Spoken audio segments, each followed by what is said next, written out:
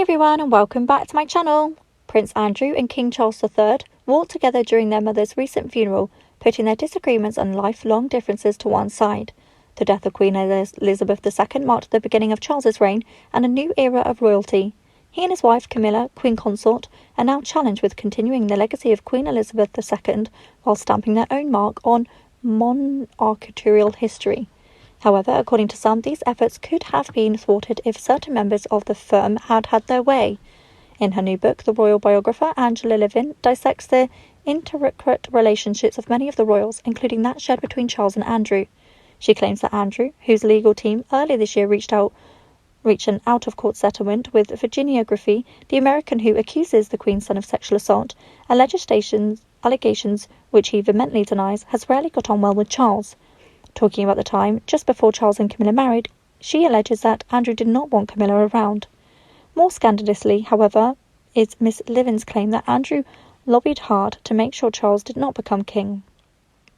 In an arborich extract from her new book, Camilla, Duchess of Cornwall, From Outcast to Queen Consort, published in the Daily Telegraph, she writes that when Diana was alive, through her friendship with Andrew's wife Sarah, Duchess of York, she plotted with Andrew to try and push Prince Charles aside so Prince Andrew could become regent to Prince William, who was then a teenager. They were dark and strange times where paranoia became reality, and this was a worry. Andrew lobbied very hard with the hope that Charles would not become king when his mother died, and that William would wear the crown. His behaviour was very, very negative and extremely unpleasant to the Queen Elizabeth, who disagreed. I was told it was one of the rare occasions he didn't get his way. Nevertheless, he was apparently very angry that he couldn't rule the country in some way. He remained so hostile to Camilla's emergence and acceptance that it's doubtful he has ever been forgiven. That Charles and Andrew's relationship has been strained is no news. Neil Sean, a showbiz commentator writing for Fox News, previously claimed that their connection was virtually non-existent. At the time, the Queen was increasingly relying on the likes of Charles and Prince William, now the Prince of Wales, to carry out official duties due to her mobility issues.